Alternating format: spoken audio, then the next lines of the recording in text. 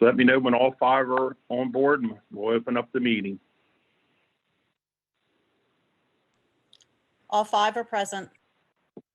Okay, Krista, you can put us on live and I'll open up in a second.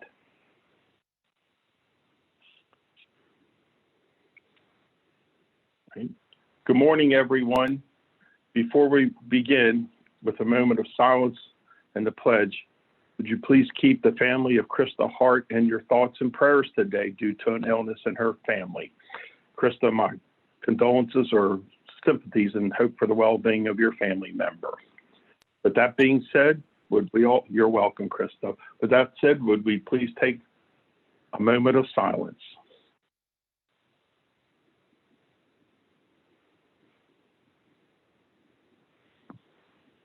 And now the pledge. I pledge allegiance to the flag of the United States of America and to the republic for which it stands, one nation, under God, indivisible, with liberty and justice for all. Good morning, everyone. I'd like to call our meeting to order. First order of business is to approve our minutes for February 9th, 2021. Is there a motion to approve or discussion? Motion to approve, Randy.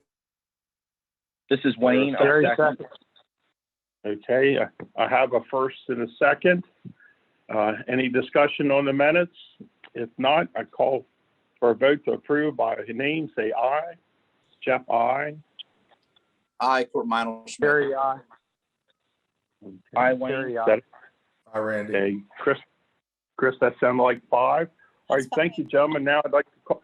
You got that, Krista? All 5? Yes, sir. Okay, now I'd like to call for a motion to go into closed session by name. Terry, Is there a motion? Terry makes a motion to go into closed session for reasons Is stated. there a second? Randy, Is second. there a second? A first and a second. Is there any discussion? Hearing none, all in favor say aye by name. Jeff, aye. Randy, Terry, aye. Aye, Court Minor Schmidt. Wayne, aye. Okay, that sounds like 5. Thank you, everyone. We'll now close out and go into our closed session meeting. Thank you. Krista, if everybody's ready, you can turn us on live.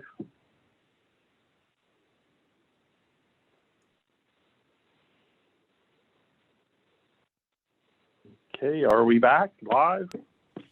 We are good to go. Good morning, everyone. We're going to reconvene an open session. We'll begin with commissioners' reports and comments. Vice President Baker, would you begin, please?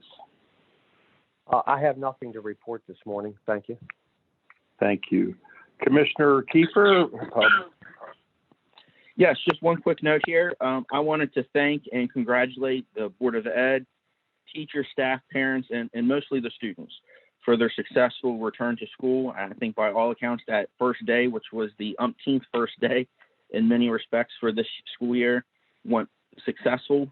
I understand there was some snow that caused a slight snafu later, but the return to school was successful.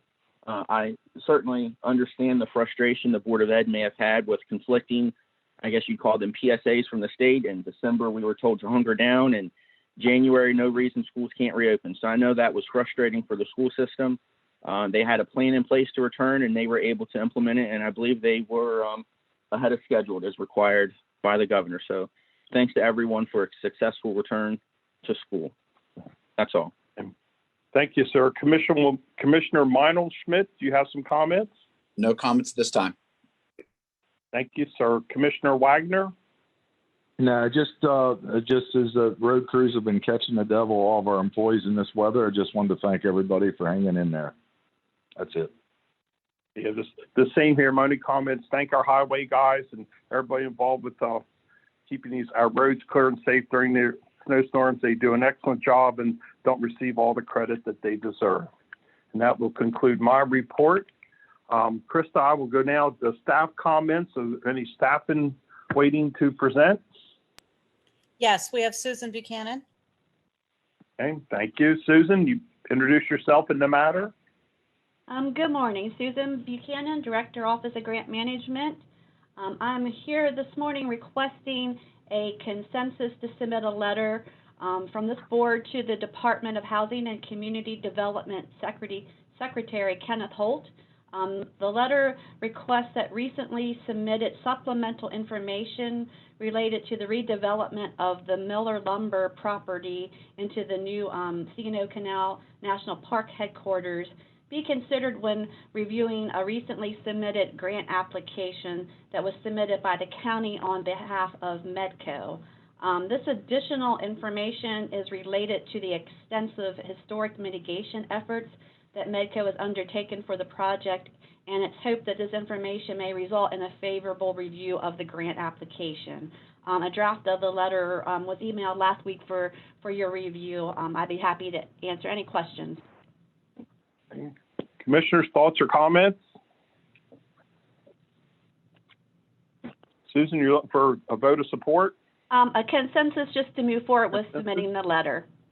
Okay. I'm okay with submission of the letter. Commissioners? Randy, okay.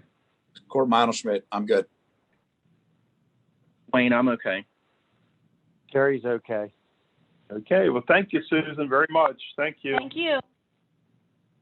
Krista Hart, who's next for staff comments? We have Kirk Downey with the County Attorney's Office. Okay, Kirk, any comments? Morning, Commissioners. Gotten requests for a couple of letters in support of bills. The first one is a request from Delegate Parrott concerning his Washington County Nursing Homes and Assisted Living Programs Essential Caregivers bills.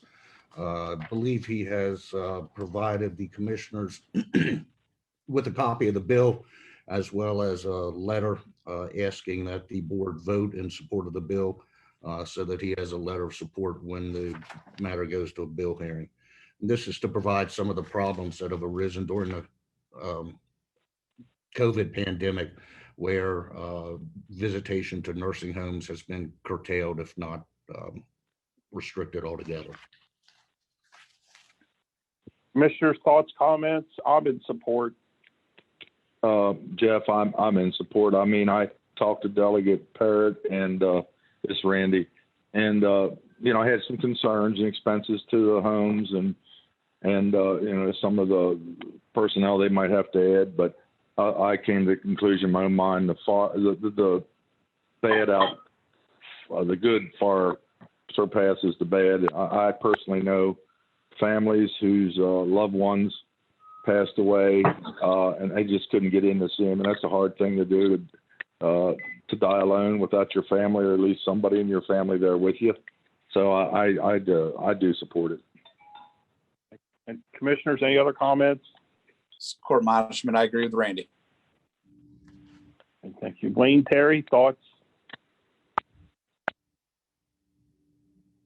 This is Wayne. I'll support the bill at this time. I have heard some concerns from the representatives of the nursing home and older populations in the county. However, I'm hopeful that those concerns can be worked through. Very.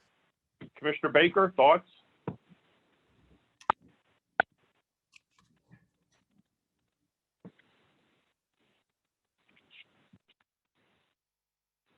Krista, do we still have Terry with us? Yes, sir. He's still on the line. Terry, thoughts on Delegate Parrott's bill for nursing homes? Can you hear me? Yes, sir. Okay. Yeah. Commissioner Baker supports. Okay, that's Yeah. 5-0. Mr. Downey, anything else? Yes, two other bills. These are requests of letters of support from Senator Quarterman. The first one is SB 868. It is a bill to help inmates connect with local reentry services, job placement, parole, and probation before they are released in an effort to reduce recidivism. And it requires that they be released back into their community of origin. So he is requesting a letter of support for the bill. This is Court Schmidt, 100% in support of that bill. This is Randy. I agree. Wayne, Terry? Terry Blaine, I also agree. Okay, I Terry support as well. That sounds like 5, Mr. Downey. Is there another one? Yes, SB 869. It is adding a Western Maryland MARC rail extension study to the Maryland Department of Transportation statewide transit plan. The purpose is to provide a study to provide up to 3 potential routes for expanding rail service to Western Maryland. Kirk, when he talks about Western Maryland, how far west are they talking about?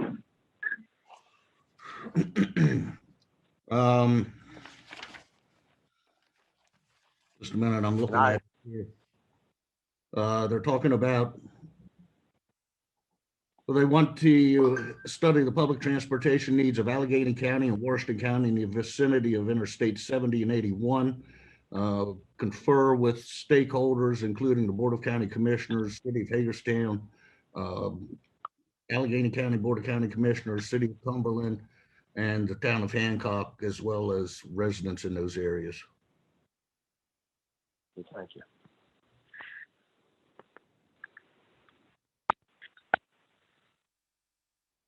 There's support for that? SB 869? Support? Do they have the dollar amount for that study? Good question.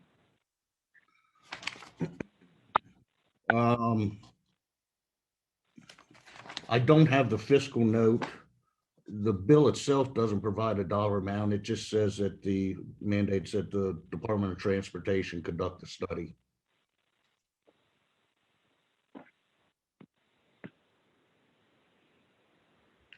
When's the deadline for our letter to be submitted to the senator? He's asked for it. He'd like it as soon as possible.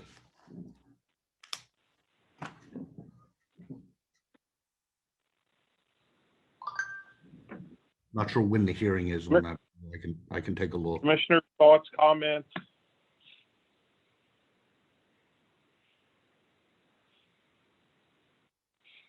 So this is Court Schmidt. I support the bill in concept, but I agree. I'd like to look at the fiscal note before we vote. So if there's a possibility that we could get that fiscal note information for the end of the meeting, that'd be great. All right. Commissioners, you okay with that thought? Try to get the fiscal note before we decide to write a letter. Yeah, I'd be okay with that. Also, you probably just said it. Who supplies? Where's that money come from? Yeah, I'd like to know when the last study was done. Okay. Looks like we want to hold off for more information either by the end of the meeting or at a later time. Mr. Downey, any other letters? No, to support. It looks like the hearing on that bill isn't until March 10th, so we could discuss this next week. Thank you. Commissioner Klein. Yes, sir. While we're talking about bills, I just received an email from Senator Quarterman's office. They're also looking for a letter of support for Senate Bill 865, which assists EMS companies with receiving Medicaid reimbursement. I think we may have discussed that before, but this just came in at 9:55 a.m. So I just wanted to bring that up. And did we send a letter of support on that bill already? Sure. We did the House bill. This is the Senate bill. So we sent the letter of support for the House bill. I testified on a Zoom meeting for Annapolis during that, but this would be the Senate bill's version of it. Okay. Well, so Senator Quarterman's looking for a letter of support from the board for Senate Bill 865. So I'm okay with 865 letter. Thank you. Yeah. Anybody? Randy is too. Court Schmidt, I'm Terry's good. okay. Terry's okay. This is Wayne, I'm good. Thank you, County Administrator. Mr. Downey, anything else? That's it, President Klein. Okay, yes, sir. County Administrator, anything from you? Thank you, President Klein, and good morning, Commissioners. I just have 2 quick items. Some of the commissioners already mentioned this, but I did want to again thank our county employees for keeping the roads open and parking lots and sidewalks clear, and for continuing to provide essential services to the citizens of Washington County during these winter weather events we've been having, they've been coming over the last 3 or 4 weeks. They've been coming sort of on a weekly basis, and not just a 1 day, but a 2 or 3 day event. So I want to thank all of them, not just our highway department, but of course our highway department's right out there at solid waste, landfill, all the transfer stations, and just all the employees who are providing essential services during those events. So I just want to thank everyone for that.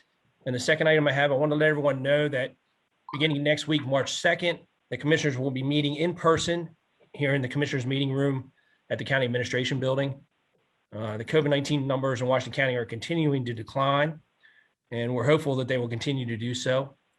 Our health officer mentioned to us yesterday on a call that I was on that we're not out of the woods yet. So still encouraging everyone to continue to wear face masks and to maintain social distancing. But the commissioners will be meeting in person. Staff will be in one at a time to make presentations. The county administration building will remain, and all county buildings will remain closed to the public at this time. But I had a discussion again with the health officer yesterday, and we're going to start those discussions about when it will be safe to reopen county buildings and look at that. So it's not imminent, but we have started those discussions. But starting next week, the commissioners will be meeting in person. Again, the county administration building and all county buildings will remain closed to the public. But hopefully this is a small step towards moving back to some sort of normalcy. But beginning next week, the commissioners will be meeting in person. And that's all I have, President Klein. Thank you. Krista Hart, do you have any comments, reports? No, sir, I do not. And thank you. And that concludes our staff comments. Next on, we're a little ahead of our schedule for the discussion on our ethics opinion. Commissioners, do you want to take a brief pause and wait to 10:30 so people could join in? Thoughts and comments on that?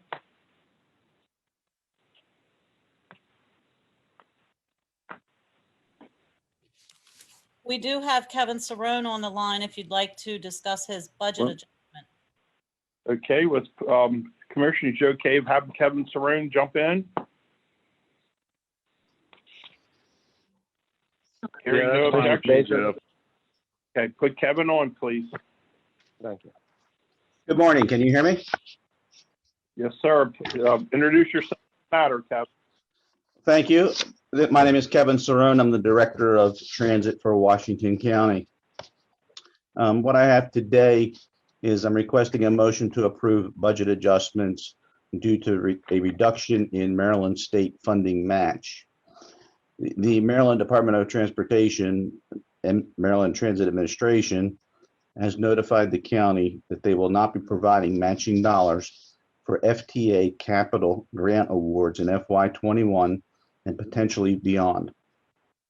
The state had been providing a 10% match to the FTA funds, and the remaining 10% came as a local match by the county. The county must now provide a 20% match in funds for approved FTA capital funding awards. The budget adjustment removes the state grant funding that we will no longer be receiving and moves some previously approved local money out of the fixed route bus project to cover the matching requirement. The availability of the local funds is a result of some fixed route buses currently on order coming in a little lower total cost than originally planned. The fiscal impact comes to $55,000. However, this is budgeted and pre-approved monies. There are no additional funds being requested at this time. Both the CFO and the Director of Public Works have concurred with this request. Commissioners' comments? I have a question, maybe, Kevin. Could you call this cost shifting because of a lack of revenue to state government, that this is a cost shifting measure, putting this burden back down on us at a larger amount? Your thoughts? I would agree with that. And just to add to this, and you'll hear more about this when we do the budget presentations later, there's also a reduction coming to us at a level of 20% for operating matches.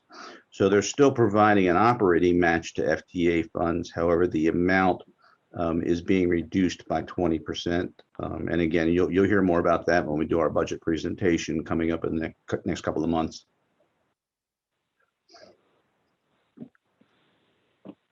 Commissioners, any other comments, thoughts? And this is what Mr. Cerrone is recommending, correct? Yes, sir. Okay, thank you. Yeah, I'll make the motion to approve as presented. Okay, Terry. Commissioners, I have a first from Terry. Is there a second? It's Randy. I'll second. I have a first and a second. Is there further discussion? Hearing none, all in favor, say aye by name. Aye, Jeff. Aye, Court Minor. Hi, Randy. Hi, Randy. Aye, Wayne. Aye, Terry. I think, Krista, that sounds like 5. That's 5. Okay, we're still about 9 minutes out. Is there something else on there, Krista, that you think we could bring in that's short-lived? We could do the Maryland Heritage Authority grants program. Okay. Let's do the Maryland Heritage Authority if we have the appropriate people online. Yes, good morning, Commissioners. Can you hear me? This is Andrew Eshelman, Director of Public Works. Yes, sir. Thank you. I'm here seeking a motion to approve the submission of a grant application for the Maryland Heritage Area Authority Grants Program in the amount of $74,000 and to accept awarded funding if successful in that endeavor. The Maryland Heritage Area Authority Grant Program is a source of funding designed to assist and encourage the preservation of historical, archaeological, natural, and cultural resources and support economic development through heritage tourism within heritage areas certified by the authority. In this case, the local heritage area that we have in Washington County is the Civil War Heritage Area. The grant will support the development of the Antietam Creek Water Trail by creating public access locations and non-motorized boat ramps to the creek. The grant will be used as matching funds for an FY21 Appalachian Regional Commission grant that the county received in the amount of $74,000. The grant will be used in combination with that to promote the site development of the official starting point of the water trail at Antietam Drive. That would include a parking area and a boat ramp. Grant funds would also be used to install information and historical marker kiosks and signs along the entire water trail length. Several commercial outfitters operate along the Antietam Creek, and the development of the water trail will support and enhance the county's outdoor recreation economy and improve access for local citizens to enjoy as well. The Office of Grant Management has reviewed the grant application and the funding guidelines. As I said, there is a dollar-for-dollar match requirement with this funding request, and that would be taken from the Appalachian Regional Commission grant that the county received, which also has a 50% matching requirement. So they would be able to match each other if we are successful in receiving this grant. Are there any questions? Commissioners, comments, thoughts?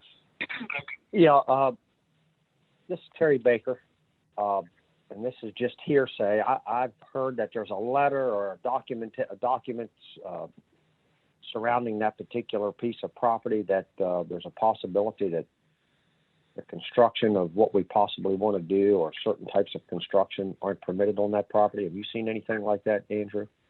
The property that I mentioned is located within the floodplain, so we wouldn't be able to build any building structures that I'm aware of, but I don't know that it would preclude development for this type of use. Okay, so you haven't seen anything, and I guess you or your staff does thorough research on the deeds to see if there's any restrictions or anything like that that had been put on them previously. Yes, I think the property you're referencing was used for parking, but it wasn't an approved parking location under that zoning use. So if we go through and would develop that site, we would follow the appropriate guidelines.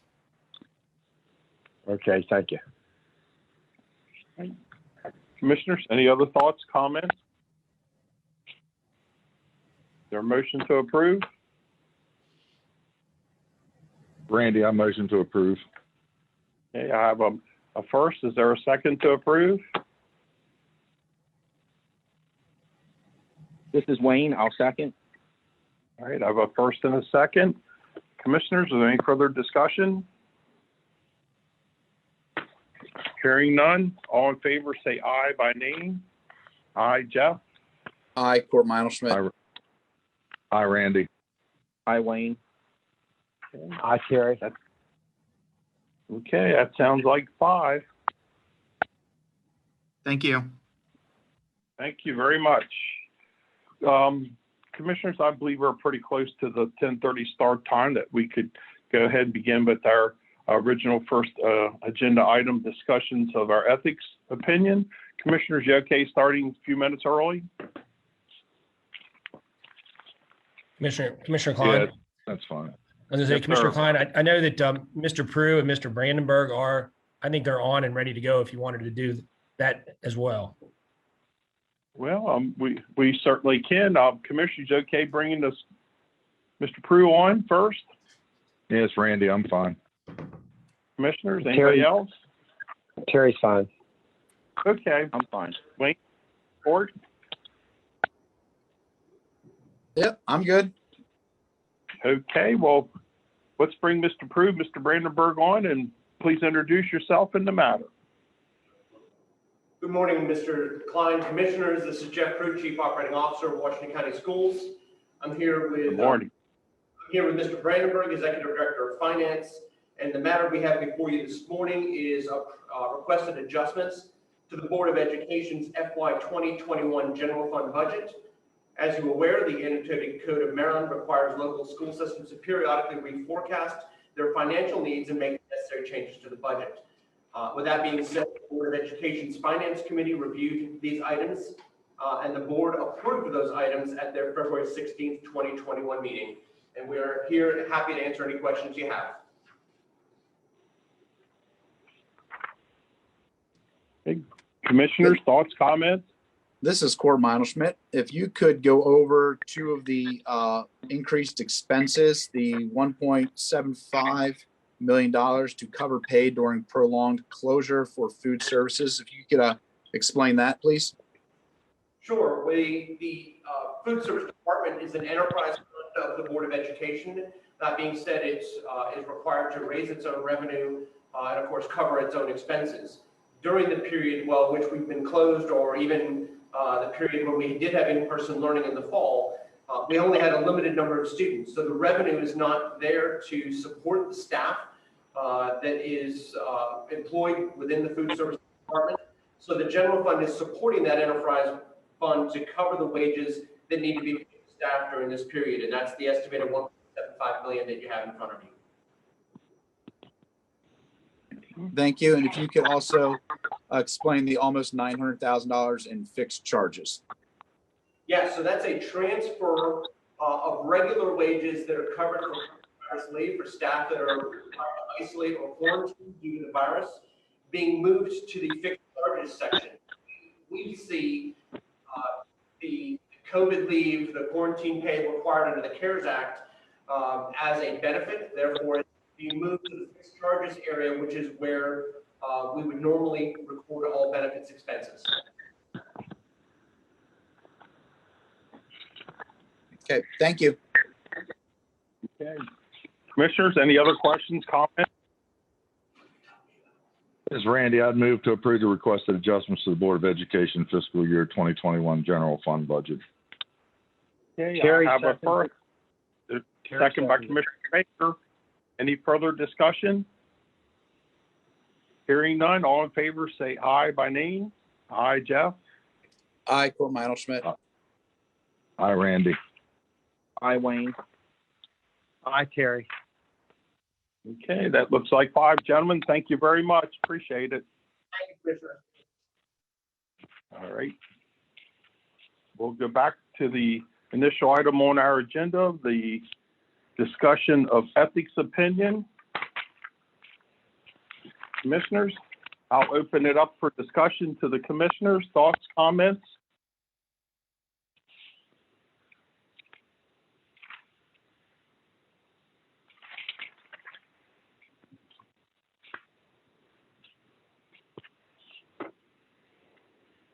Would anybody like to open up the discussion?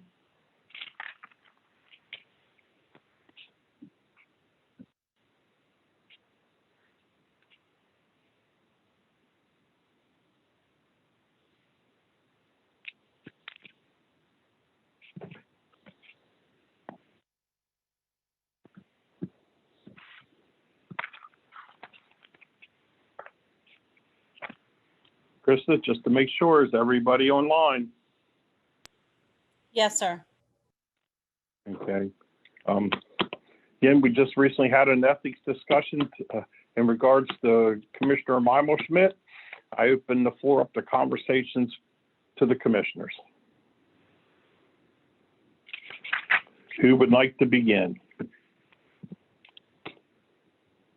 This is Randy. I think we'll let Commissioner Miles Smith begin, and if he has any kind of statements or explanations. All right. Commissioner Mimo Smith, would you like to begin?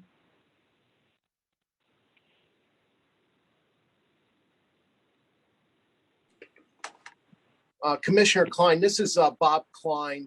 I'm counsel for the Commissioner Meinl Schmidt. Am I allowed to speak at this, or will only court be allowed to address the board? I would have to ask our legal department on that. Mr. Downey, I'm calling upon you. It's up to the board, but I would recommend that you hear from Mr. Klein. This is Randy. That's fine with me. Commissioner Baker, Kiefer, what's your thoughts?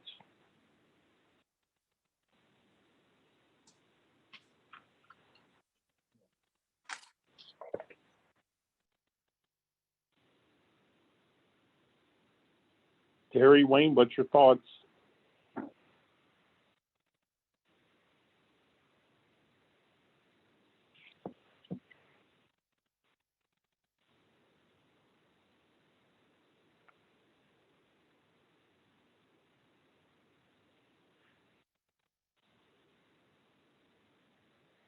To the attorney listening, would you restate your name?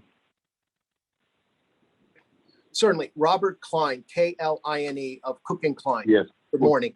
Hey, you read my mind. You're a K Klein and I'm a C Klein, and we are not related. Is that correct? As far as I know, you are correct, sir. I was born here, but I don't believe I have any C Kleins in my heritage. Yeah, well, thank you for making that clarification. Again, I need a response from Terry and Wayne to see if Mr. Klein with the K can continue.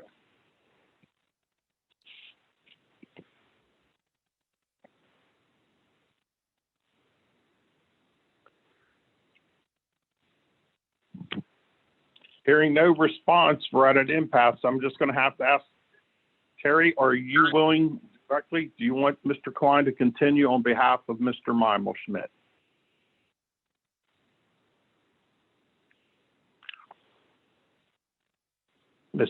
Commissioner Kiefer?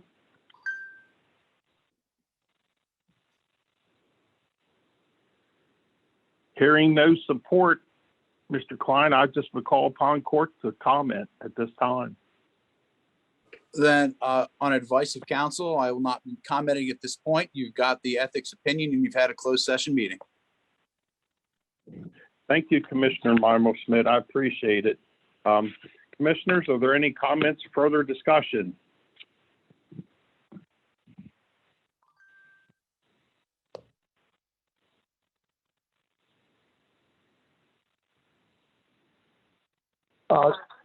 Yeah, this is Commissioner Baker. As court's comments stated, we have the opinion of the ethics board as well as the opinion of the Attorney General.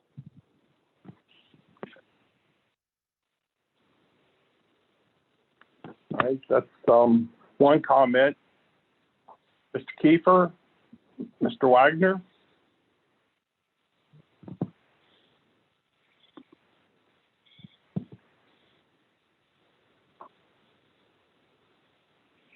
I do agree. This is Randy. We do have that information, but I was okay with letting the attorney speak. Yeah, I'd be okay with Mr. Klein with the K to speak if I have the opportunity to do that.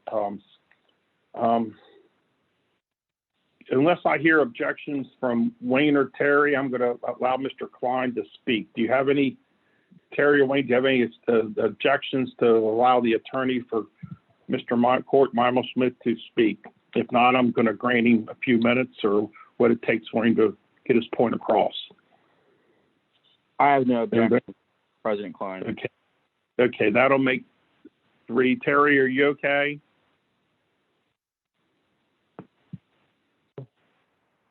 Hello? Terry, are Hello? you okay with Terry, can you hear me? I Are can you now, okay with, you're okay with court's attorney, Mr. Klein, with a K to speak? I think I've got 3 of us. Oh, yeah.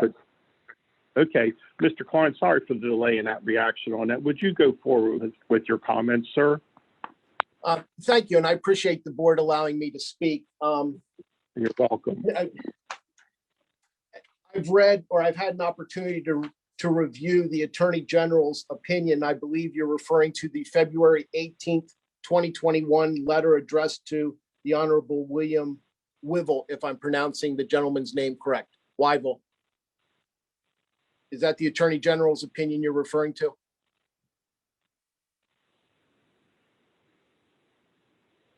I believe there was a letter that Delegate Weibel sent to us with an opinion from a member of the Attorney General's office. Okay. And I have reviewed that. At this point, I believe that it's in the best, well, humbly and respectfully submit, it's in the best interest of the board, based upon my reading of the ordinance regarding, or the ethics ordinance that was adopted and is effective September 27th, 2011. And I'm referring to Section 9 on enforcement. I think the board respectfully would have to make a finding.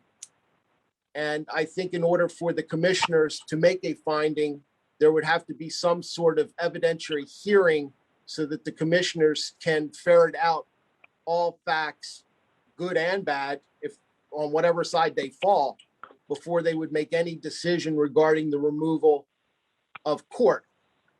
So with respect to the ordinance and with respect to, quite frankly, Mr. Mendelschmidt's due process rights to be heard and cross-examined and subpoena documents, and I'm not suggesting this has to turn into a 1-week ordeal, but he should be permitted a chance to address and call witnesses before the board.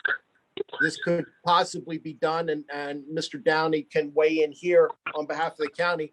This could be done informally with a retired judge, for example, Judge Long, who could sit and just call balls and strikes as to what's allowable, so we can have all the information necessary, and the public would have all the information necessary to determine what would be appropriate with respect to any actions that may or may not have occurred.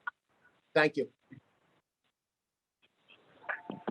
Thank you, Mr. Klein. Commissioners?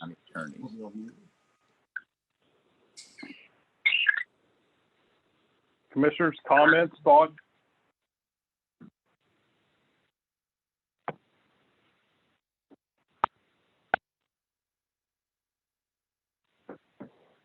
Commissioner Baker, Vice President Baker?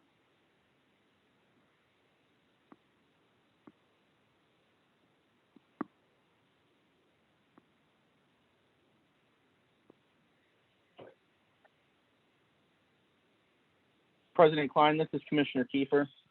Yes, sir. May I make a motion? Please go forward if you so do.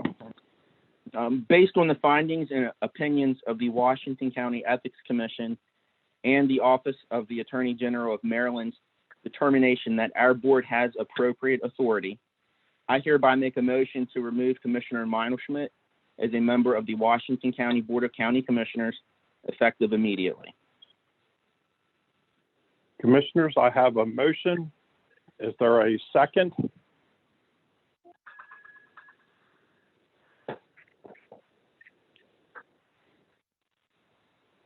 Commissioners, I have a motion on the floor. Is there a second? Am I on?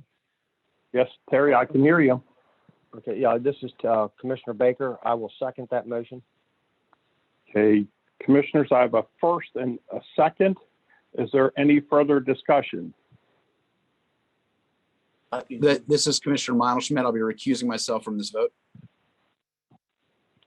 Okay, is there any other further discussion? Hearing none, I call for a vote by name. All those in favor say aye. Terry, aye. Jeff, aye. Wayne, aye. Randy, aye. The motion carries 4-0 with one abstain. Thank you, commissioners. Next agenda item, I believe, Krista, we go down to the intergovernment cooperative purchase. Am I correct on following our schedule? That's correct. This is Commissioner Schmidt giving the vote. I'm leaving the meeting.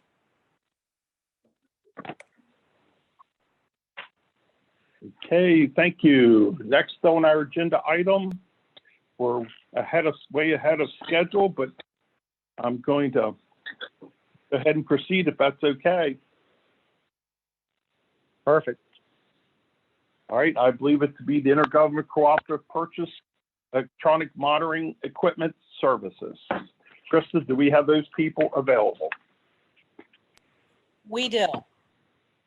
All right, well, please have them introduce themselves in the matter. Rick Curry.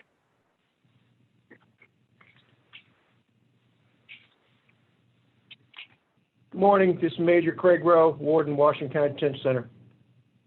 Good morning, sir. Good morning. Please introduce, well, you've already introduced yourself. You may proceed with the matter.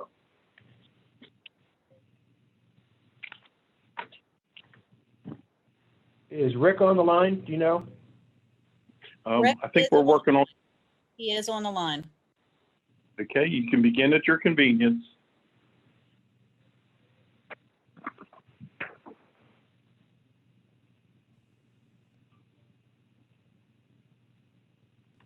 I have asked Rick Curry to unmute himself. He has not.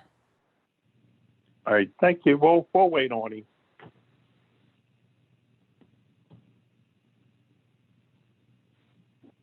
This is Rick. Can you hear me?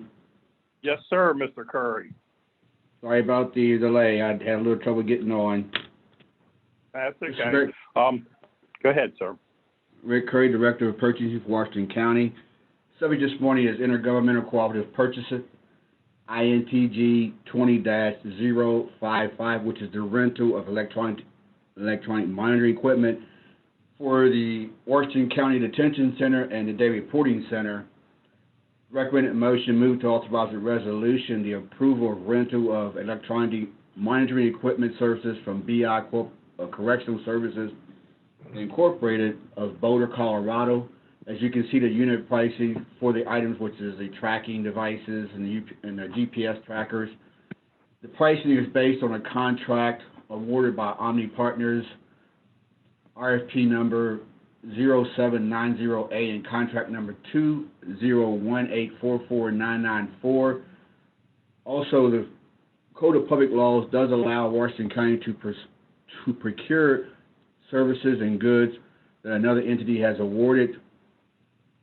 With the leverage of economy for scales on this particular items, we are BI Correctional currently has the units within the detention center and the day reporting center. This contract here just gives us a better price, which lowers the pricing of the existing units. There are funds budgeted. It's a one-year contract, which will be ending, or actually it's a contract that started in 2019, ended in 2022, with two additional one-year periods extending out to 2024. There's money budgeted in the day reporting center operating budget and also in the detention center operating budget to cover the cost of the units. Also, you have a price sheet showing the cost of what those units would cost the department. Are there any questions?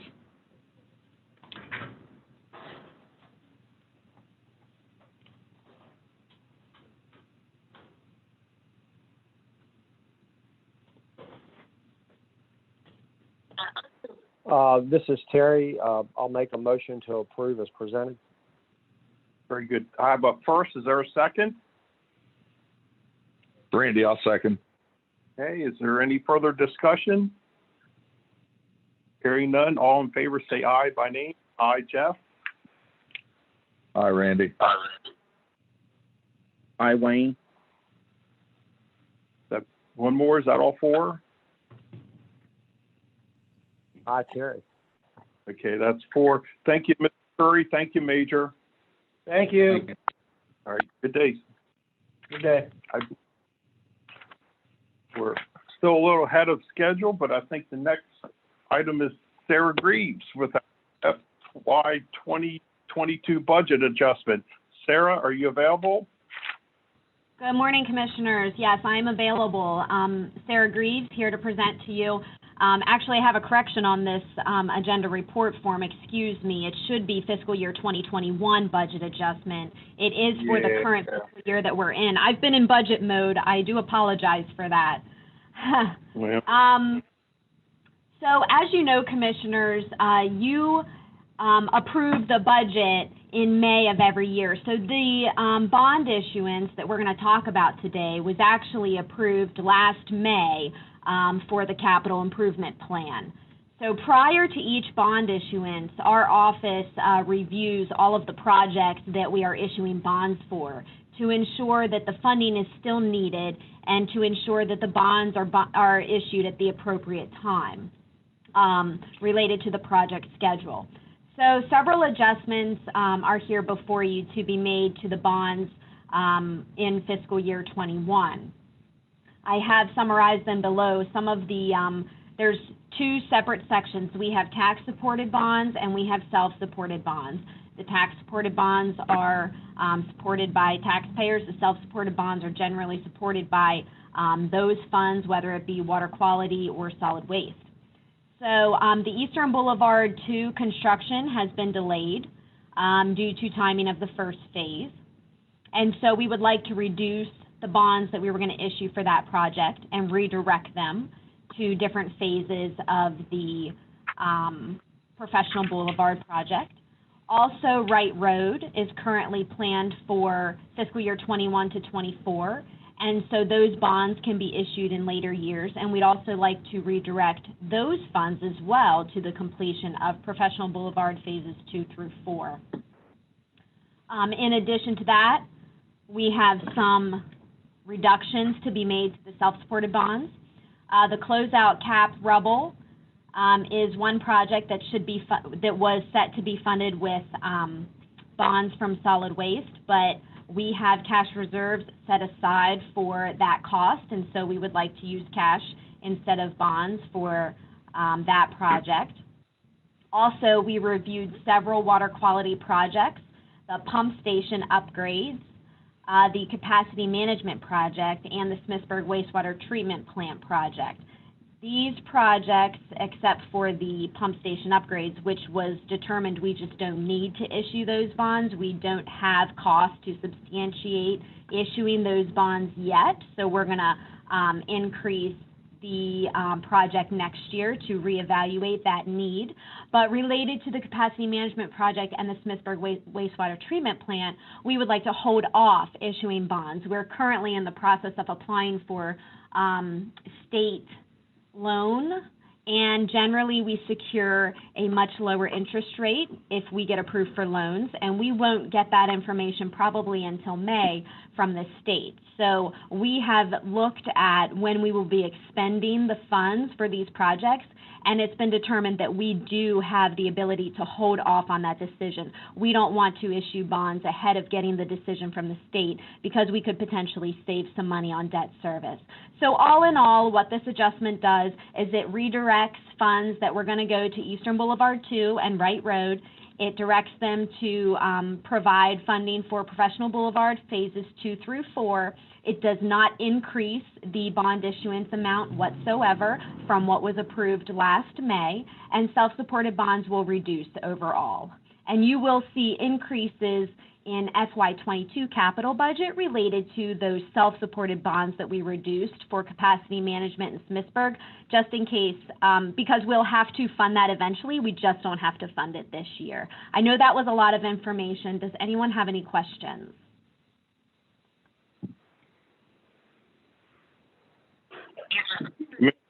thoughts, comments? Yeah, this is Terry.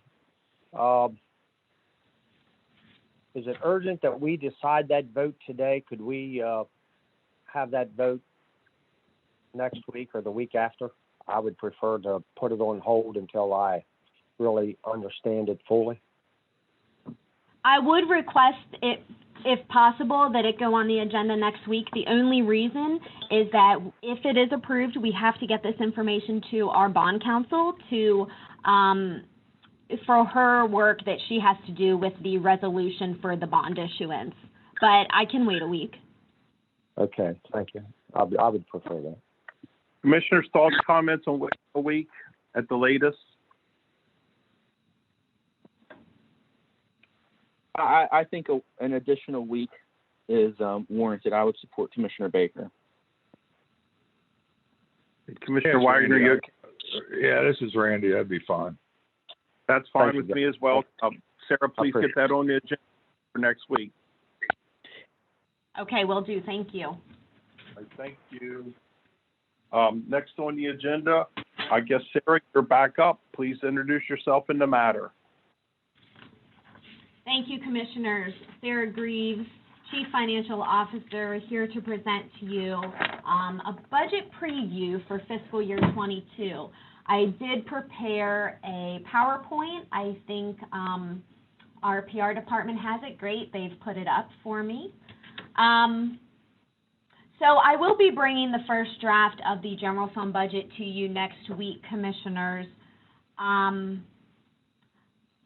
I put this presentation together just to provide some context and background to some of the budget changes that you may see in fiscal year 22.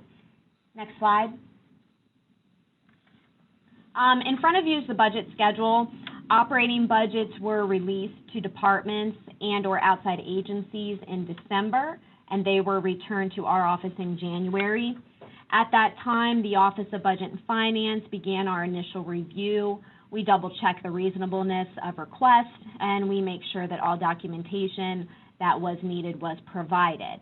We do work closely with departments through this process to ensure that their requests are as complete as possible. The budget schedule has also been provided as an attachment to this agenda item. It is subject to change, but it provides detail on different budget presentations that you'll be seeing through April 20th. The public hearing is currently set for May 11th. The venue has yet to be determined. I'm not sure if that will be in person or virtual. Next slide, please.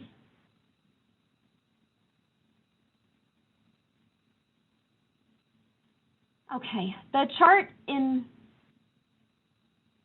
front of you breaks down our budget expenditures by category. I think this is really relevant to look at as we move forward.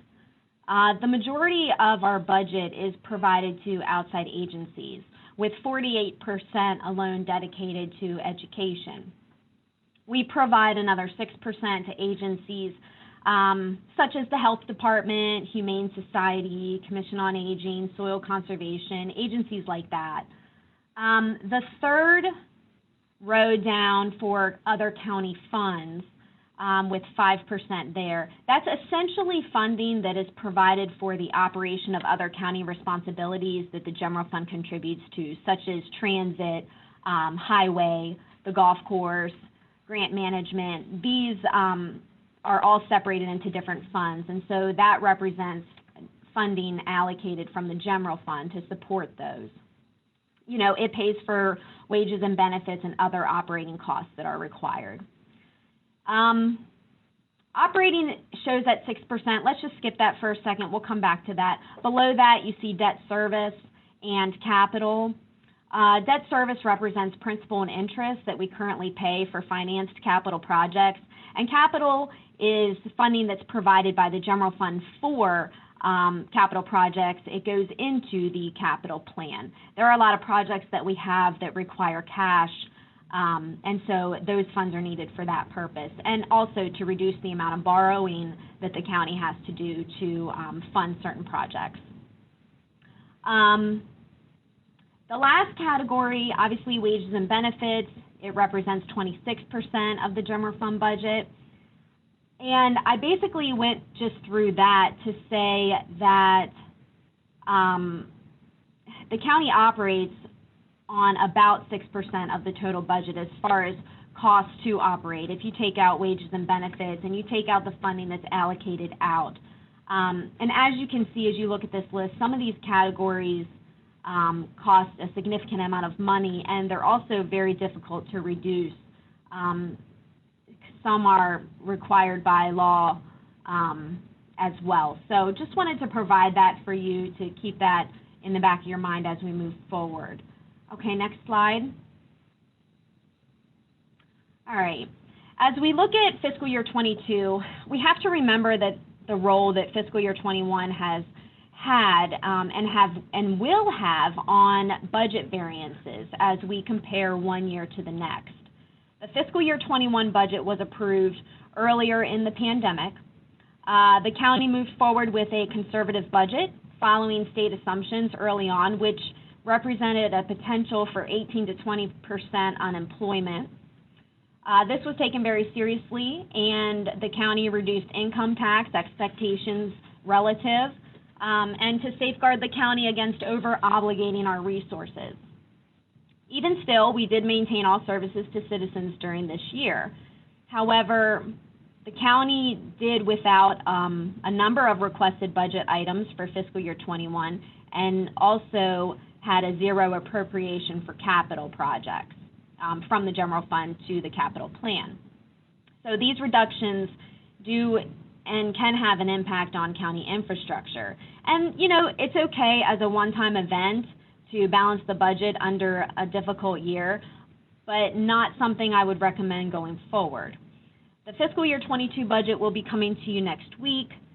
A few things that you'll be seeing on a high level. Please understand these are not concrete numbers, represent a step in COLA and an increase for both fiscal year 21 and 22. Since the 3.5% was not included in the 21 budget, you'll see the impact of that and the change of that represented from 21 to 22.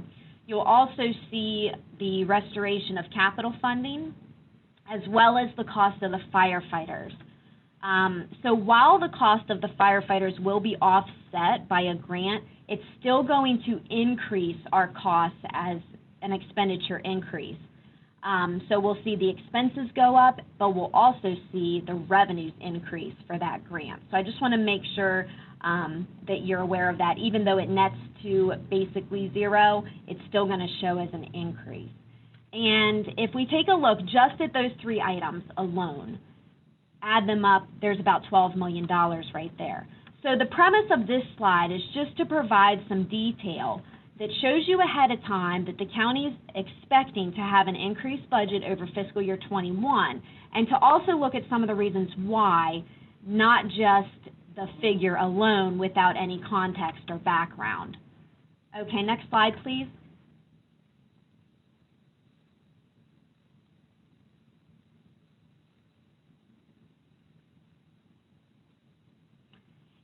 In fiscal year 19, the county increased income tax, and that was effective on January 1st of 2020. This method of attaining additional revenue was chosen in one way to secure additional disparity grant that comes from the state, because maximizing those state dollars provides less burden on our citizens. The decision was not made lightly, but was a way to secure funding to provide for public safety, education, and infrastructure needs. Next slide, please. The information that you see on the left under the heading No Revenue Increase, this information was actually taken from a presentation that was provided back in 2019. So these were some of the things that the county was looking at doing without the revenue increase. Eliminating employee steps and COLAs, reductions to outside agencies, reductions to funding for EMS, denial of the SAFER grant, and corresponding firefighters, and reducing workforce through hiring freeze or other means. On the right-hand side of the screen, you can see what the county has done with the revenue increase. We have accepted the SAFER grant and the ability to fund those firefighters. We've provided additional public safety staffing. We've provided funding for health insurance reimbursements to EMS companies.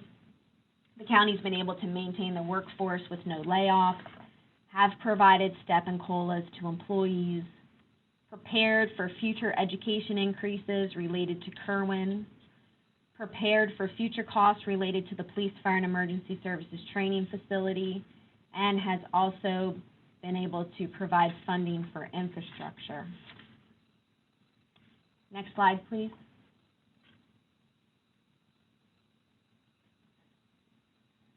I thought I would put this in a slide because I thought it was interesting, and what it is just a comparison of our 5-year plan prior to the pandemic that was developed back in 2019, and then what we're looking at currently.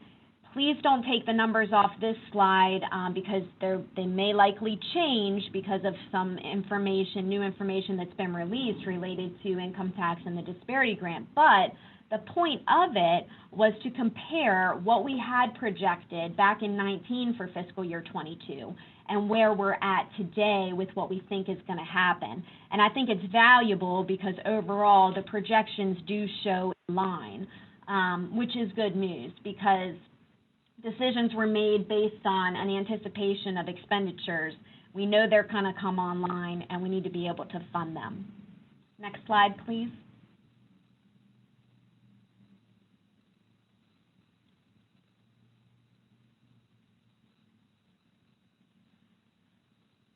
And this slide shows some of those expenditures that will be coming online that may not be an expenditure of the county yet.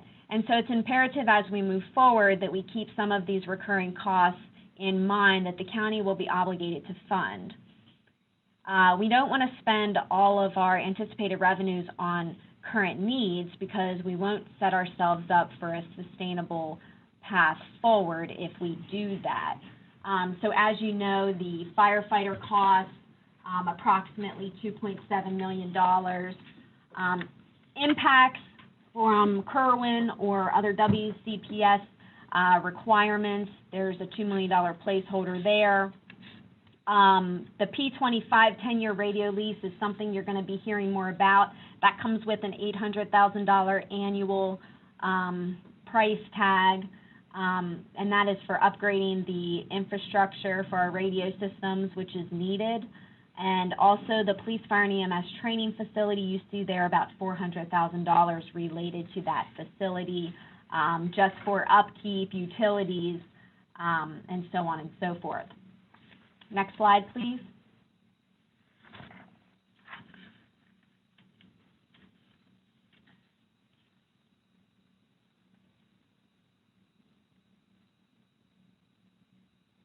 Okay, so as we look towards fiscal year 22, I just wanted to take a moment to stress the importance of the capital budget.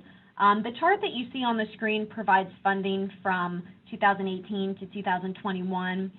And just to say that we need to invest in our capital needs and, we can't continue to reduce this appropriation to keep the budget balanced. Infrastructure and capital improvement is often a measure of our county's health, and it does play a role when it comes to us being rated for our bonds. So this rating is really important for the county, and a difference between a AA and a AA plus rating can impact us over time by hundreds of thousands or millions. So we want to maintain these ratings so that the county can spend more county funds on operations and less on debt service. Next slide, please.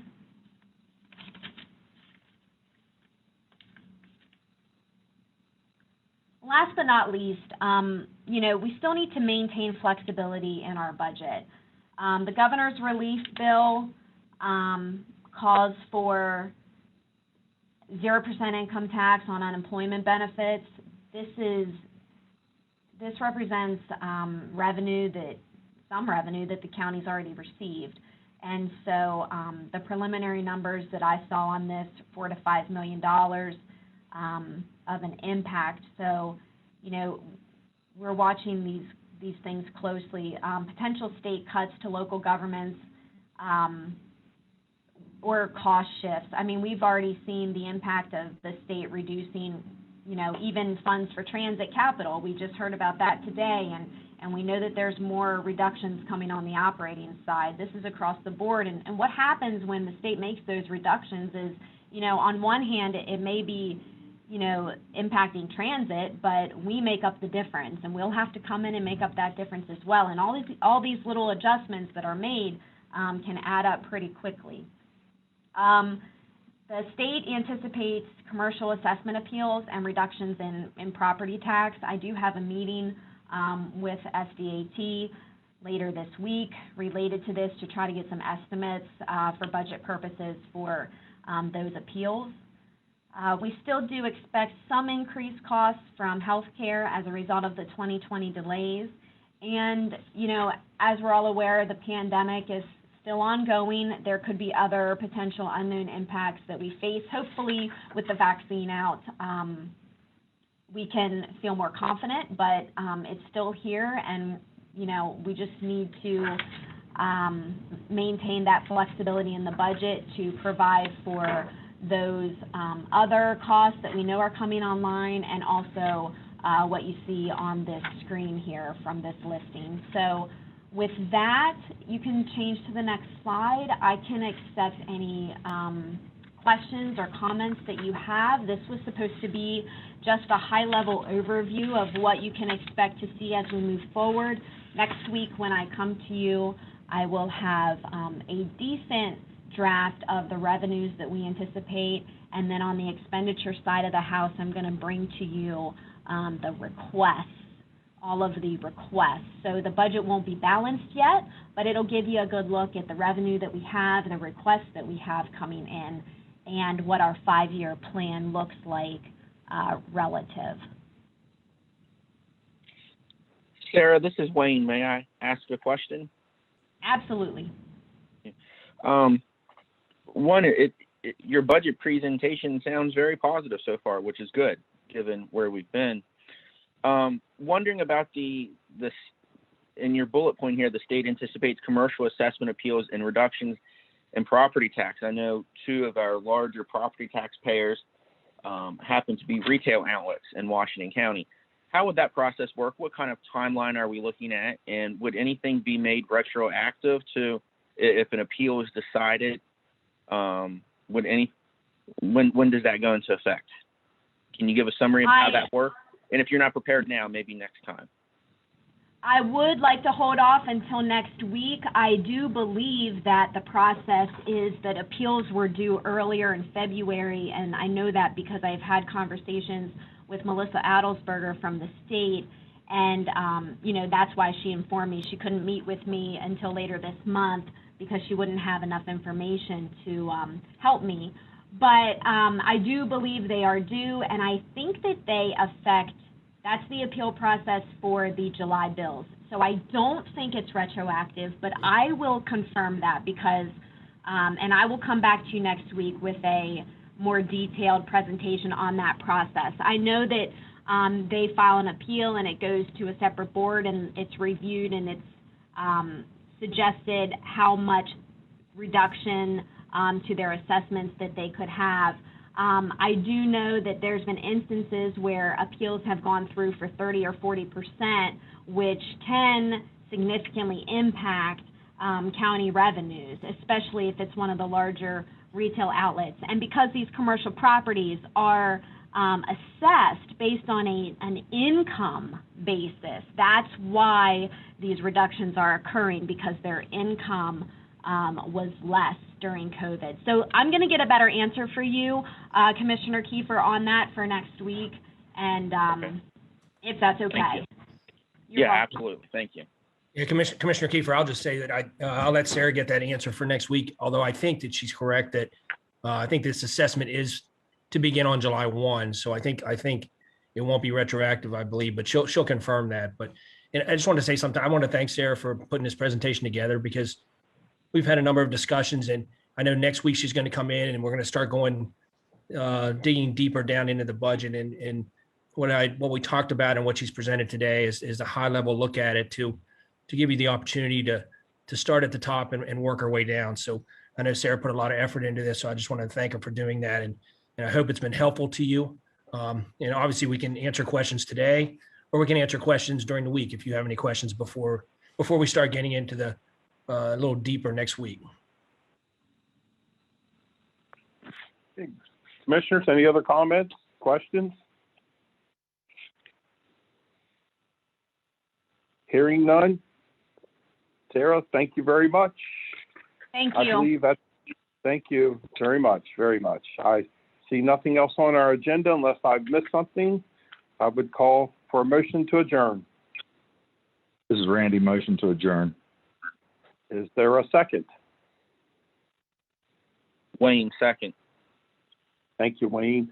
I have a first and a second. All in favor of adjournment, say aye. Aye. Aye. Aye, Randy.